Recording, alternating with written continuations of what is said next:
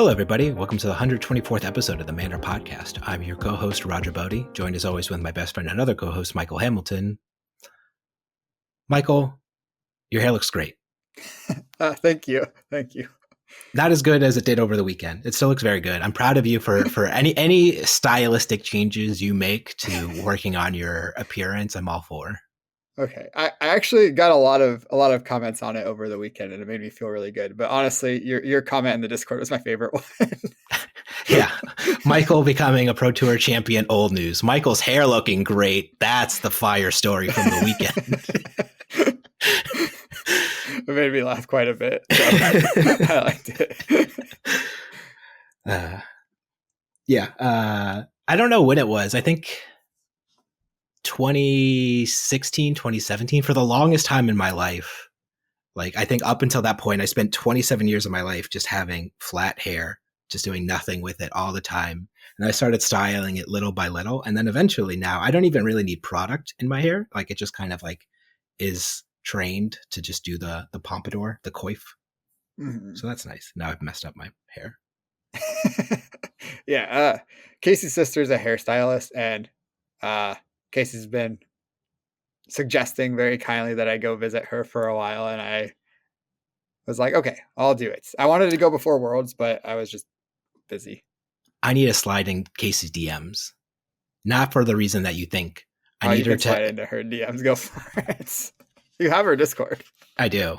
I need her to bully you into wearing blue jeans. If she starts telling you to wear blue jeans now, then you'll have the two-prong attack of Roger and Casey telling you to wear blue jeans and nice clothes. I really don't like jeans, like actively hate jeans, but I'll wear like what's the level like below slacks above jeans? Khakis?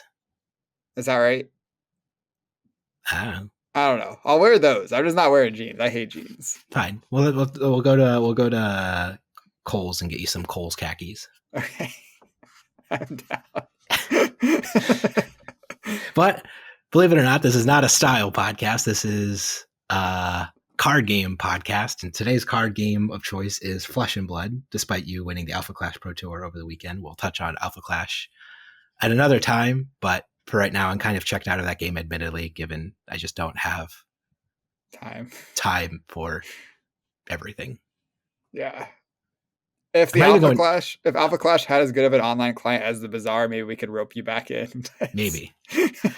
I think I've decided I'm not even doing Atlanta. I was toying with the idea of going to Atlanta for the Magic the Gathering Grand Prix. I don't know what it's called. Whatever the Magic the Gathering thing was for there.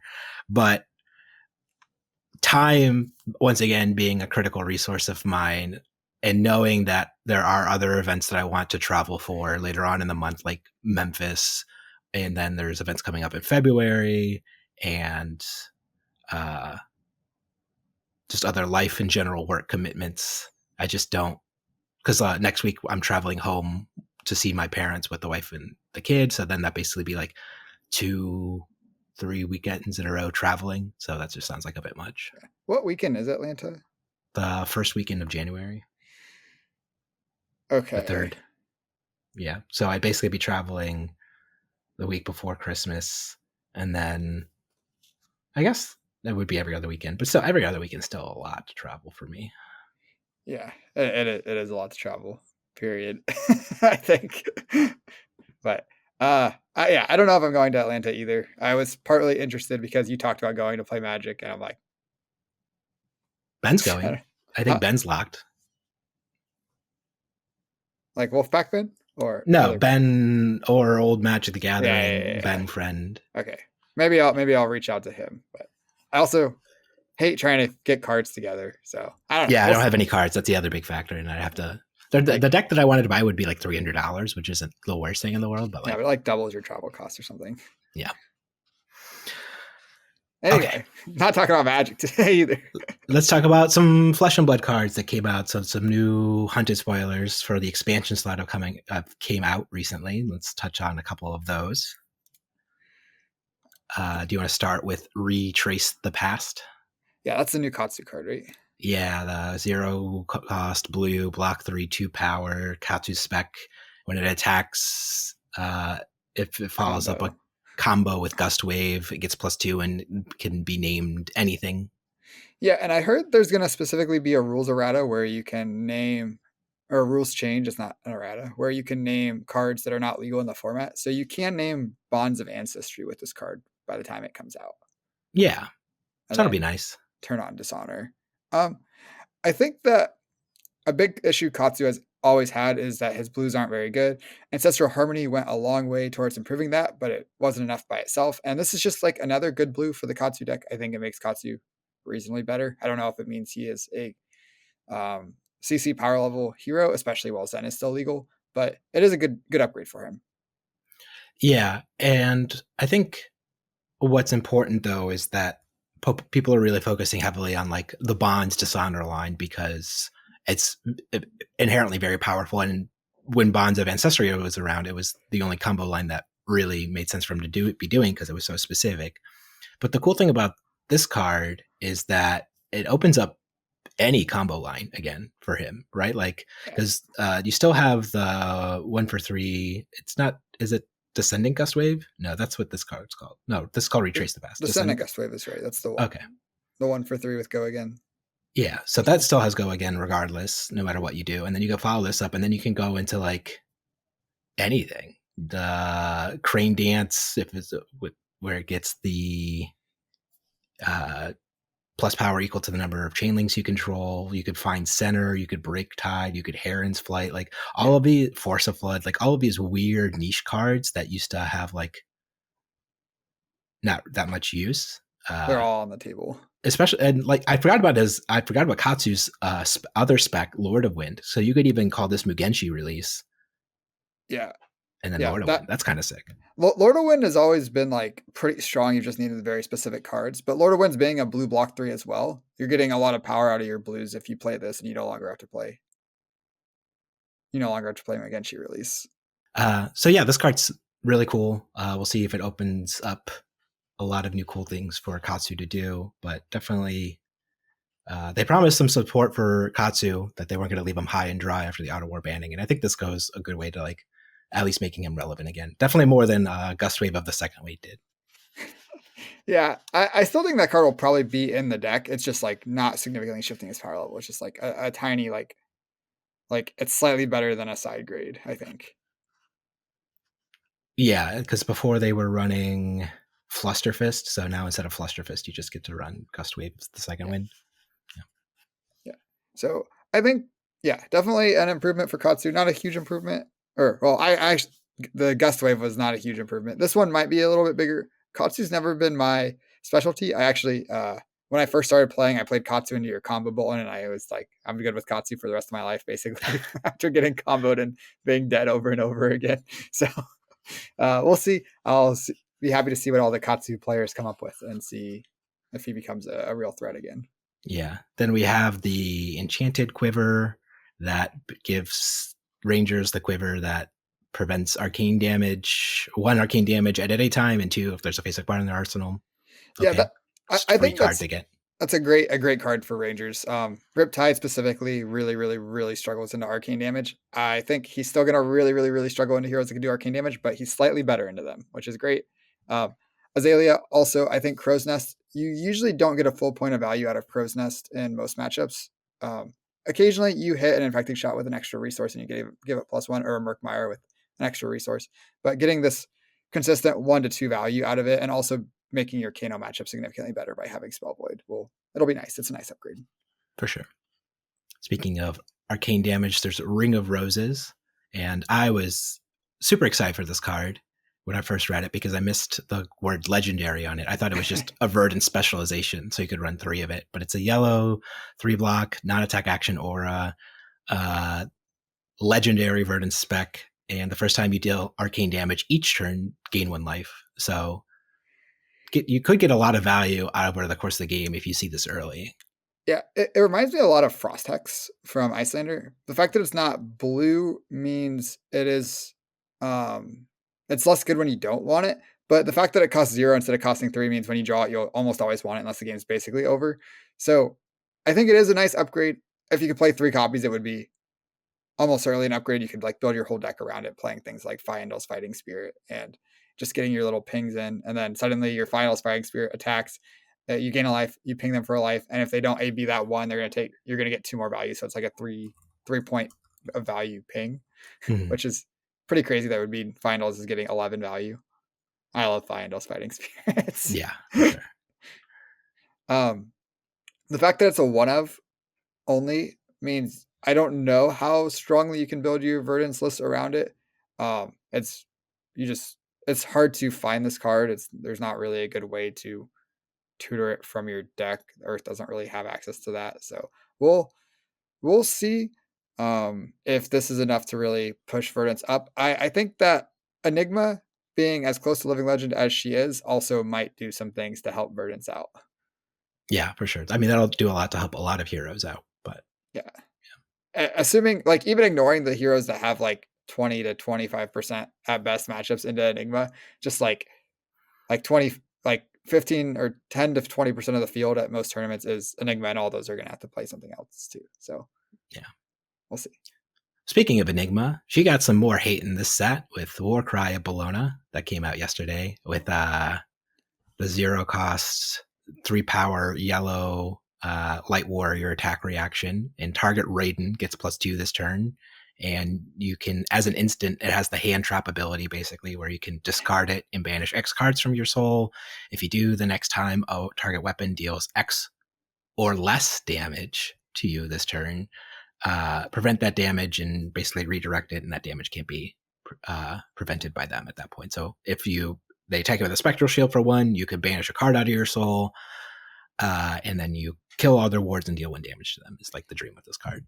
Yeah, it's interesting because most of the time Enigma's winning in games. It's not by building like a huge board that you can't beat. It's usually like a little bit of a board that's like each turn, and then you like have to take all the damage to clear the board, and then you're just like dying because you can't block. So if your card blocks 3 or attacks for 2, you usually have to attack for 2 with it, because Enigma has this board that's worth a lot if it stays in play.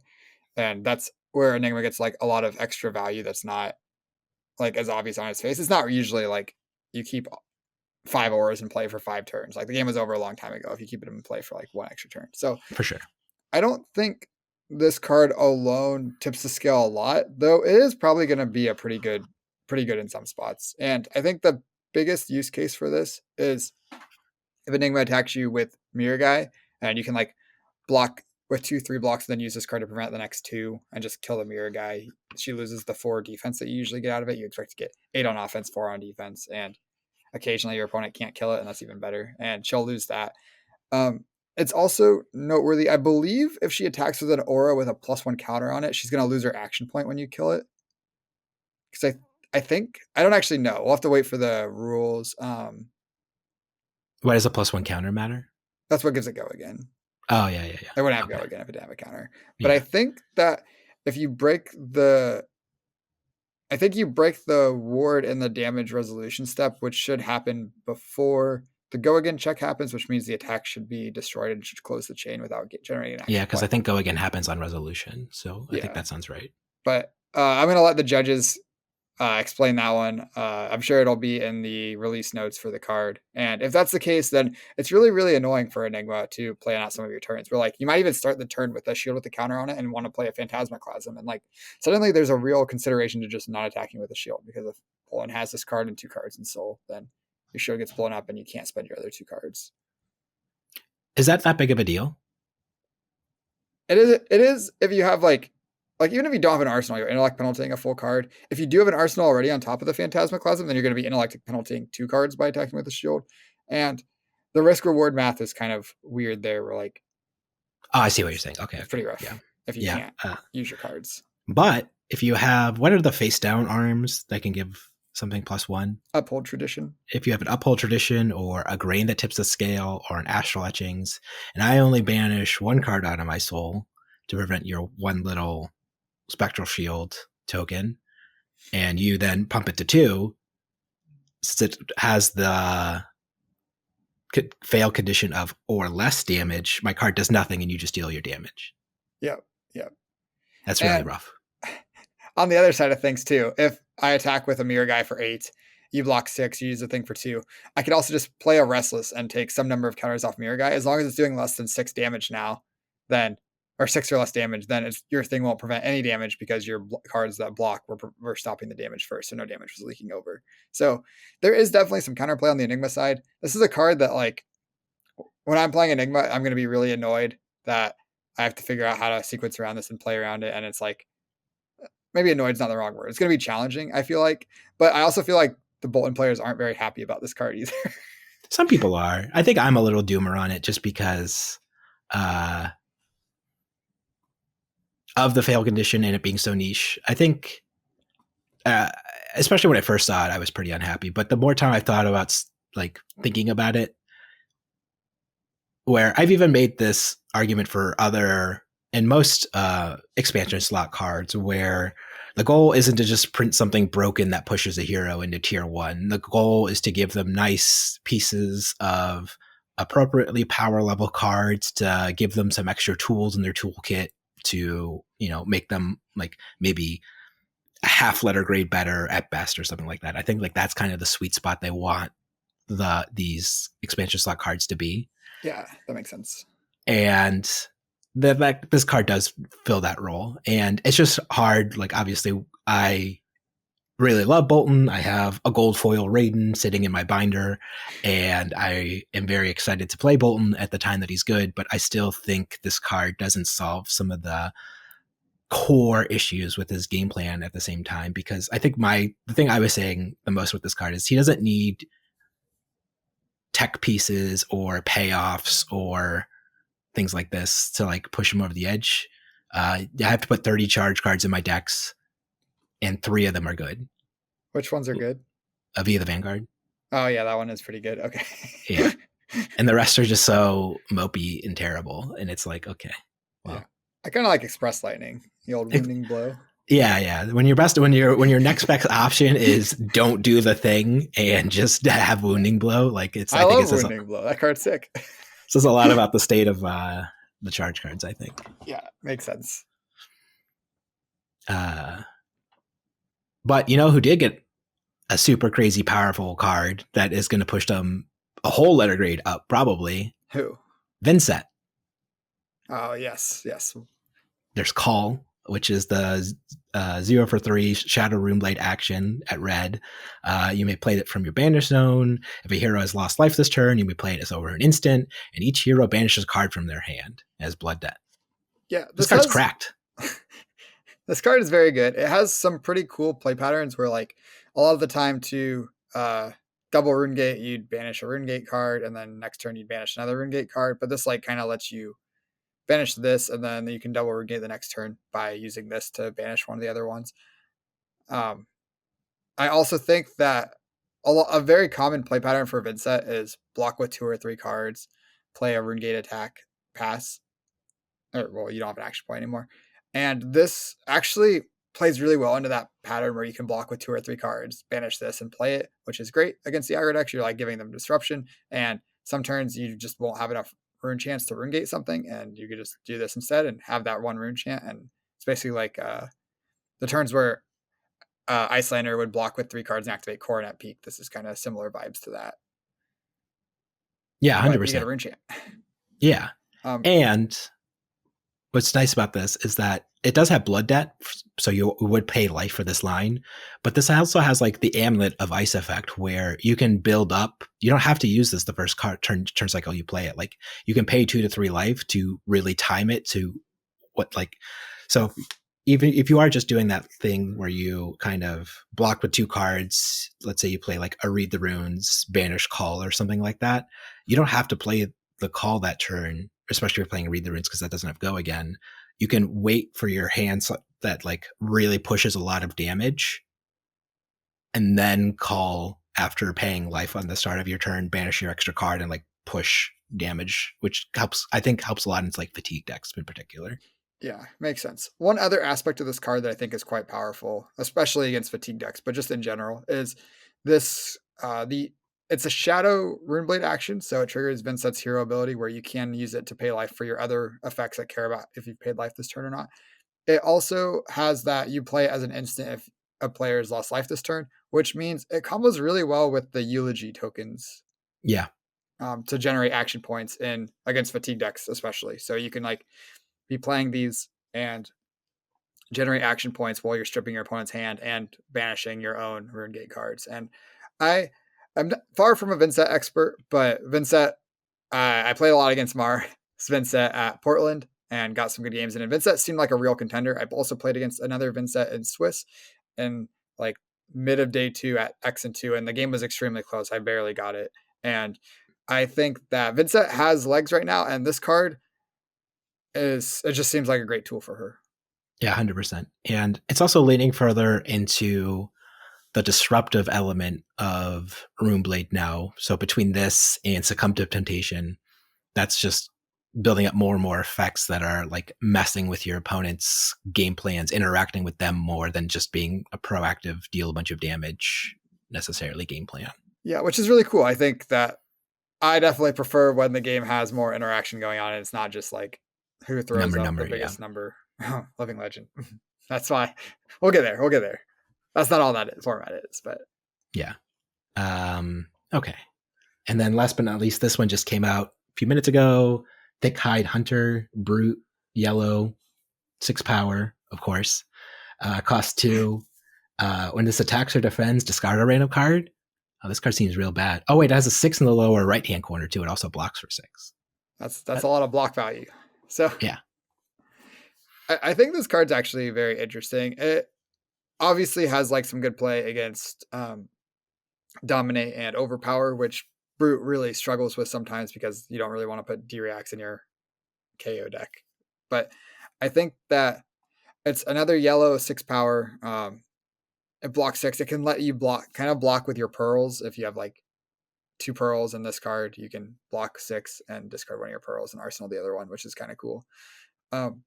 I also think that if you like chain end on this card, it's a 2 for 6, which is fine. It says Brute on it, which is great. And being a yellow matters a lot in Brute, where a lot of their cards cost 2 and they can play a lot of their resource curve off 2 resources.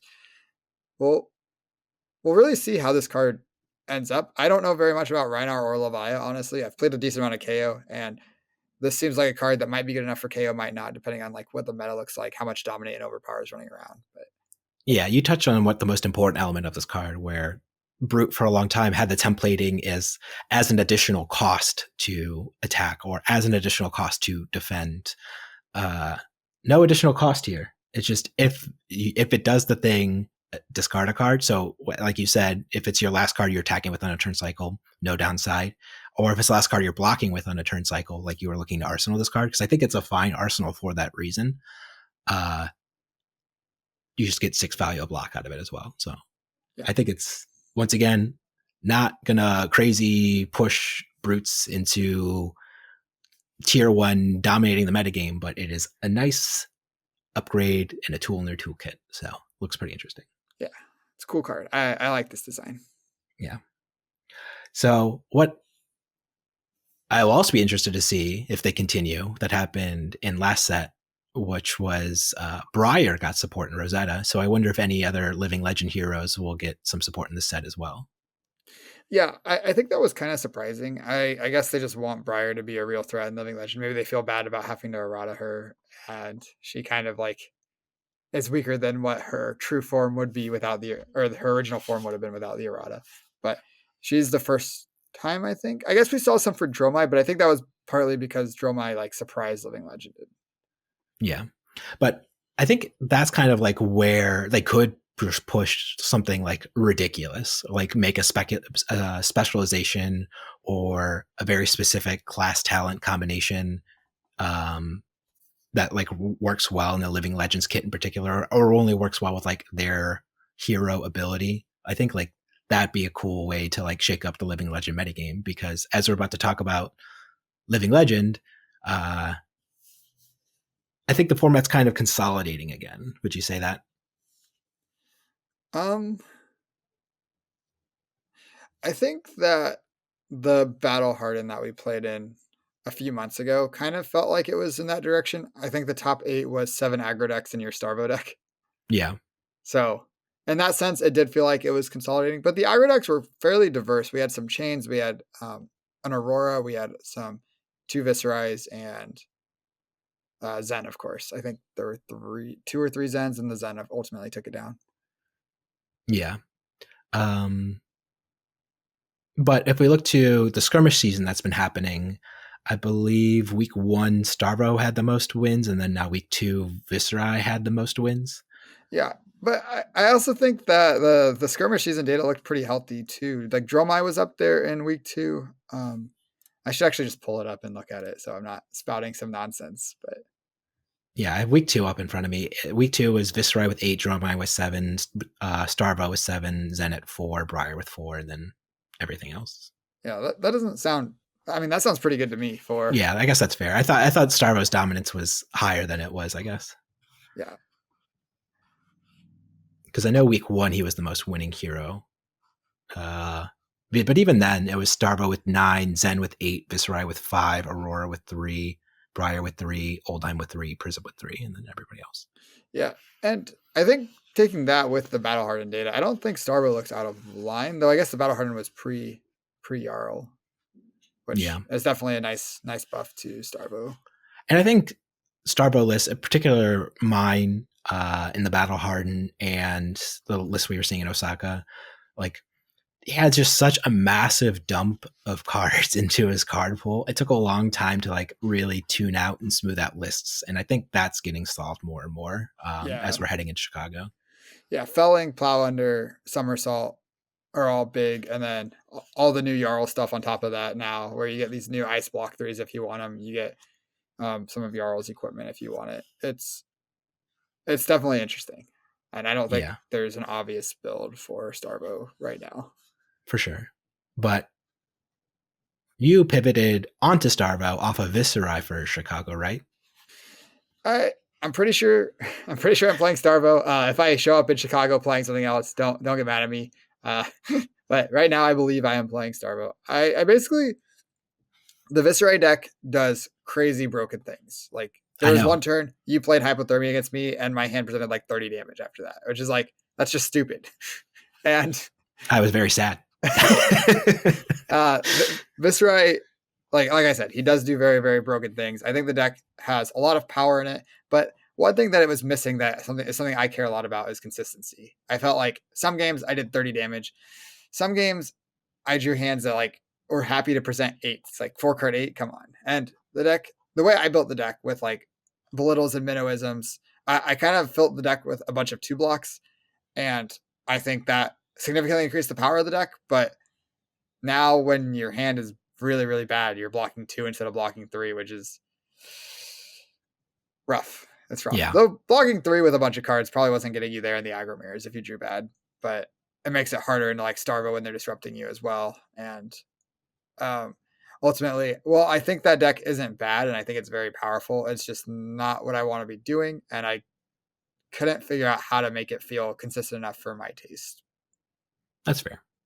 So instead, you're just going to hope to do the crayons, draw your rainbow every turn with good old Starvo. That kind Yeah, of consistency. yeah, I've had a. Well, I think the variance in value between Starvo and non-Starvo hands is like 2 or 3 points usually, assuming you're able to block with your extra cards and you're playing cards that block well, block lots of 3 blocks, which if I'm building a deck, it's gonna have a lot of 3 blocks in it if I can. Um, I I want to try to make the Starvo deck as consistent as possible and like be able to like get value out of its hands when it's not fusing. I think that was a direction a lot of people went where they were just like trying to maximize their fusion odds and just fuse as often as possible. And that's not the direction I'm looking. I just want to make sure that my hands, when I don't fuse, still play. Yeah, that was never the direction you took Starvo. And if we look all the way back to your calling Starvo list, that was the whole thesis behind the more controlling element of Starvo, which was don't just try to play the slot machine or I think that's what it was called, slot machine Starvo, Casino. casino Starvo. Yeah. Play this more mid-rangey, value-oriented Starvo, and to just play towards the late game where you'll just do the thing every turn. Yeah. And I think making a Starvo deck that doesn't rely on revealing the crayons, as we're now calling them every turn, um, it lets you change a lot of things about your deck building. You don't need to activate Crown every turn, which means that you get to play Stalagmite instead of Rampart because you're not activating Crown most turns. So you get to play Stalagmite, which is a very good card. And when you're playing Casino and Stalagmite, if you pitch a blue to activate Crown on your opponent's turn, you just like waste 2 resources, which is pretty bad. Even if you have Rampart, you're still only getting 2 value out of pitching your blue. But if you hit your Starvo trigger, now your hand's like probably like +5 compared to what it was because you had so many stupid 2-block elemental cards that don't do anything. So, yeah, that's always the way I prefer to play Starvo. I think that it's not inherently more powerful, but it's much more consistent. And like I said, I didn't move away from Viscerai because it wasn't powerful. I moved away because I didn't like the lack of consistency. Yeah.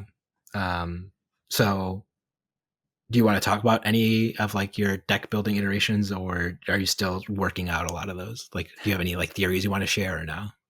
I think Falling of the Crown is a really, really strong card, and I'm probably going to be playing it, but it's awkward because when you reveal the crayons, you reveal lightning, ice, earth, and you have a blue lightning card and a blue ice card and this Falling of the Crown. Your hand doesn't really play very well. You kind of need another attack to play first, and then you can play Felling afterwards, or you need the ice card to be something that you can play. So I've been trying Winter's Bites in that ice slot, so you can like play Winter's Bite and then play the Felling, and that's a great 3-card 10 that takes 2 cards from your opponent.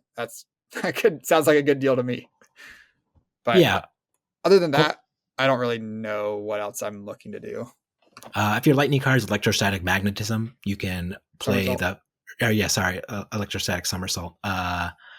You can play the Felling and then target it with the somersault, and then when the chain link resolves, you'll have your Felling to arsenal, which is nice. That's true. That is another good blue that works on 3-card Felling hands. So yeah, and Felling's like one of the best cards. So casting Felling multiple times is great. Yeah. I was really dubious on Felling at first, just because I was worried about the density of Earth cards, and before it's turned on, like before you have the 4-card in banish, it can. It's not a very particularly powerful card, even with Starvo's activation. Yeah. So I just thought all that would lead to it the juice wouldn't be worth the squeeze. But what I found in particular in closing games, in late games, Felling is just an all-star where you're kind of blocking more, and it gives Starvo access to better 2-card hands, which I think he was kind of lacking before, where like a lot of time if you block with 2 cards, like your best thing would be like attack with like red Autumn's Touch or red Fruits of the Forest, which is like not really game winning. I think the true best 2-card hand is Swing Winter's World Arsenal. Sure, other than Felling. Felling's great though. But yeah, having access to some really good 2-card hands that like still do some disruption and push damage is nice.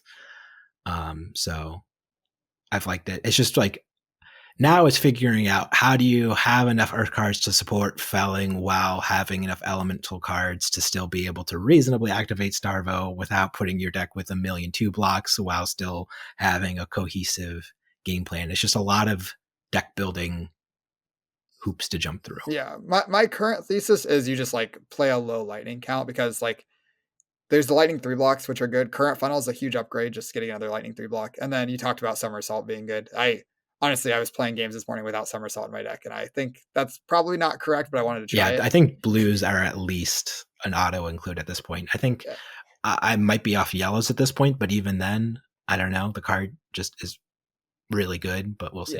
It gets weird when you're building your deck. You're not really maximizing it with your deck. I was playing all the ice auras that block 3 because I just want the 3-block ice cards. And then I talked about playing Winter's Bites, which also you can't target with Somersault. So you have to make sure you have enough targets for it. But I also had 2 hands in a row where I didn't draw an attack action. So I think I went too far in the other direction. Yeah. Because I do get the good value proposition of like being able to block really efficiently. But at the end of the day, I think being a good blocking deck isn't. It's not good enough in Living Legend. Not good enough for the Living Legend format, because your opponent's turns can be just so over the top. And if you're just like, ooh, I can get 12 block value out of your hand and your opponent's sending 35 damage at you, it's still a losing game state. Yeah. I don't think I will be super sold on what answer I bring to Chicago. I was at the Alpha Clash Pro Tour last weekend, and I spent most of my time testing for that. And I was really hoping to just play whatever I played at the Battle Hardened or is it Battle Hardened Cincinnati? Columbus. Columbus. Columbus. I was really planning to play whatever I played at Chicago, but ultimately I don't enjoy the Viscera deck, and it's more important I'm having fun and learning things. And we had Michael Fung on earlier, and he's like, every tournament is a learning opportunity for the next one, and that's how I'm looking at Chicago now. I'm going to bring a pile of Starvo cards that I think are at least reasonable, and expect to learn a few things, and probably have some tweaks and optimizations from there. Yeah, and I think a deck that was on a lot of people's radar for a minute, but I don't know how represented it will be. It is Oldheim, like the Count Your Blessings Oldheim deck. Mm-hmm. I saw some buzz about it for a minute, but I just don't know how that deck just doesn't lose to the clock. Like, how are you expecting to play over the course of like 15, 16 rounds or however many it is in Swiss and not draw at least two of those, let alone lose? Yeah, I think that the hammer for 4 does kill pretty quickly once your opponent's running out of threats. You just hit them for 4, then you start sending your blue 8s if they actually run out. So I think that time is a big concern, but it's not like, I don't think it's insurmountable. The problem that I have with that deck is like, what if the Rune Blades just start attacking their Dusk Blades? Like, yeah, that's true. You're just in big trouble. I think that Zen is a deck that is vulnerable to fatigue, but if Phi is good enough, you also probably can't fatigue Phi consistently between Shuko, Searing Emberblade, and the Phoenix Flames. And I'm not sure that you're even favored into Guardian Mirrors if they have like 1 or 2 Evergreens. Then you are. I think 1 or 2 Evergreens isn't enough. Okay. I think if you just expect to play into an Oldheim as Starbow and be like, I have a red or like 1 or 2 red Evergreens, I think you're solidly unfavored in that matchup.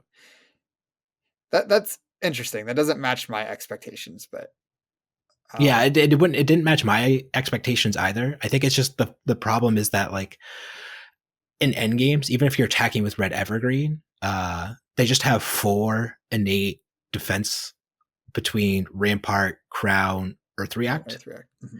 So you're not actually pushing that much damage in endgames to like reasonably like close it out if like you're behind or game's close.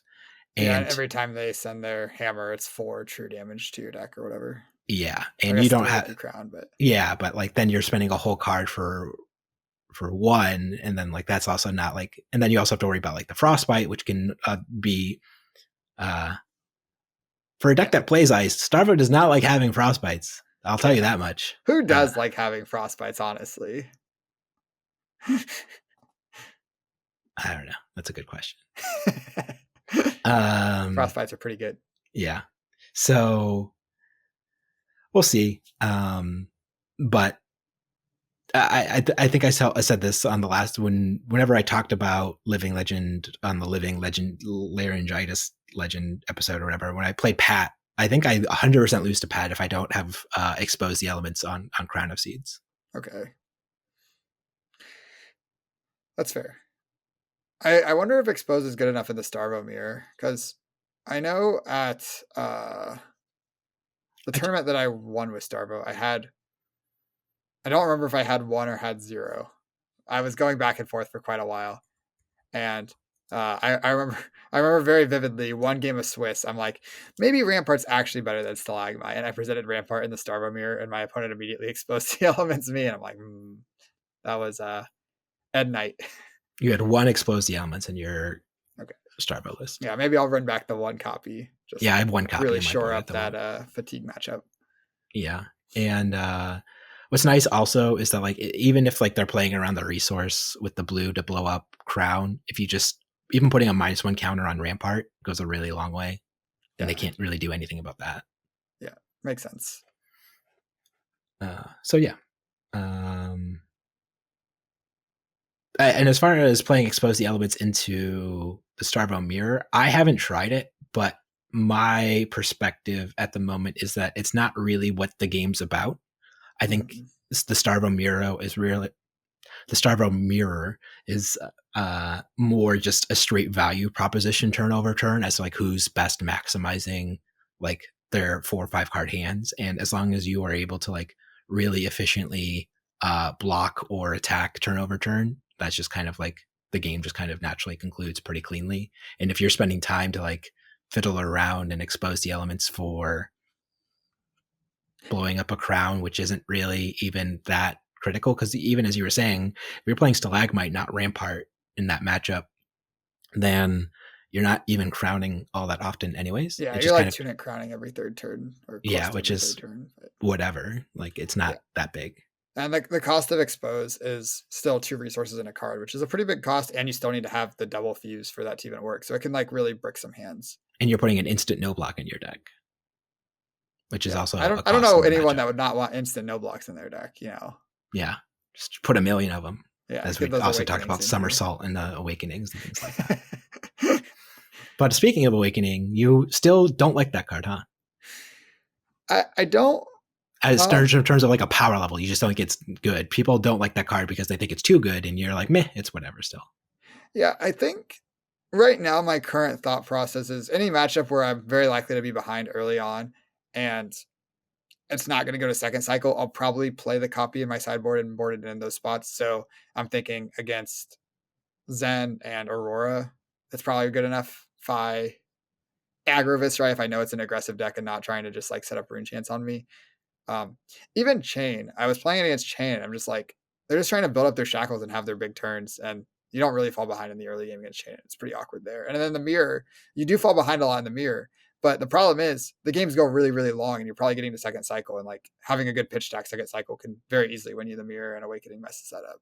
But if you have a really bad pitch stack, I've had those games too, where it's like, oh man, my pitch stack is a dumpster fire, and thankfully, Awakening just lets you shuffle it, and then you just get a nice little reset button. Yeah, but I think because you're able to influence your pitch stack, there are going to be games where you draw like 8 Earth cards, then like 5 Lightning cards, then like 5 Ice cards or whatever, and your pitch stack just like there's no way to make it functional. But you're probably losing those games in game 1 anyway, even if you get the shuffle, and or you're probably falling way behind in cycle 1 anyway, even if you get the shuffle, and because you have so much influence over what your pitch stack looks like, especially with Crown of Seeds, I really am not convinced I want Awakening in the mirror, and I probably won't be. Even if I register Awakening, I'm almost certainly going to be boarding out, at least for my early rounds of Starbow mirrors in Chicago. That's fair. Yeah, I still like it quite a bit. I don't think it's broken or anything. I know I'm not like oh my god, I can't believe Awakening is in this format and the one of makes games feel stupid. Like there are some games where like you're super behind and then it like brings you back into it, but there's never a game that like, oh well, we're in it, or like you're winning it, Awakening happens and the game's just over. At least not that I've seen in my experience. Like it's not just like a I win the game card that some people make it out to be. It just makes games that you're behind in more reasonable, which is a fine place to be, especially as a one of. Yeah, I haven't played a ton of Starbow in LL still, but my experience a lot in Indianapolis was I'd be ahead, they'd draw an Awakening, it'd be pretty good. Then I'd be a little bit behind, but we'd have a pretty close game. And then they draw another Awakening, and then it just like makes their hand go like -4 because you have an instant no block that you can't get any value out of. And then Yeah, and that doesn't happen anymore. Sure. So if you're just behind the whole time, Awakening's great. Yeah. And I would say, I think the other awkward thing that could happen with Awakening, especially with these Starbow configurations as they're built, is like you can run out of like good Awakening targets, especially like if you have to block with a Pulverize or your attack with it on a different turn cycle, or like you really only have Pulverize and Crippling Crush that are like solidly, consistently like super snapback, powerful effects to like bring you back. And if those aren't available to you, like your next back action is Oakenold if you are keeping cards to fuse it after you are doing your Awakening thing, which is dubious. And then Spinal Crush, which is like whatever. Yeah, I agree with that. I think that only getting one Crippling Crush does hurt. Yeah, and you can play multiple Pulverizes into your deck, I guess, but then it's like you got multiple Pulverizes in your deck. You never want to draw Pulverize, so I wouldn't say never. I think I've definitely hard cast a fair number of Pulverizes, but Well, I it's never want to draw yeah. pulverize. When you're ahead and Right. you have like your 5 card hand, if you have a pulverize, it's fine. Sure. Tunic and 4 cards, and you draw the pulverized 3 blue is great, especially if they're the crayons. Yeah. But we'll see. Yeah, you can also Awakening for Starstruck in some matchups too. Starstruck's Yeah, unrestricted now; you can play as many as you want. yeah, that's true. I guess I was thinking specifically in the mirror where I think Awakening, but I've definitely played it the most because against the aggro decks, like you can just take the damage and then like do the thing, but it's really I feel like a gamble proposition if you really go all in on Awakening for that line, because if your next hand isn't disruptive or like powerful and their next hand is, then like sure you won that turn cycle, but if they're still able to outvalue from there, it still is a losing game state overall. So I don't know. Yeah, but like, what's the alternative in that spot? The 2 cards that you use to cast Awakening, they could just be like 2-3 blocks, and then you'd have 6 more life. But Yeah, if you send like a Crippling Crush with those 2 cards or a Pulverize, it's going to give you almost as much while presenting a bunch of damage. Yeah. Oh well. But I guess we'll see. But that's kind of like the shape of LL. It's funny how much chain has fallen off in the format. I think there is still some chain aficionados out there, but I really think Viscerai is kind of stolen the show as like the Room Blade the beyond everybody's radar at this point. Yeah, I think it's especially tough for Chain because I think Chain is unfavored into both Zen and Viscerai, and those are the popular aggro decks. And yeah, and you're like favored into Starvo, but I don't think it's by much, and games can still kind of go sideways on you sometimes. yeah, Husk gives you a lot of equity into Starvo that the other aggro decks don't have. But yeah, it's definitely not free by any means. For sure.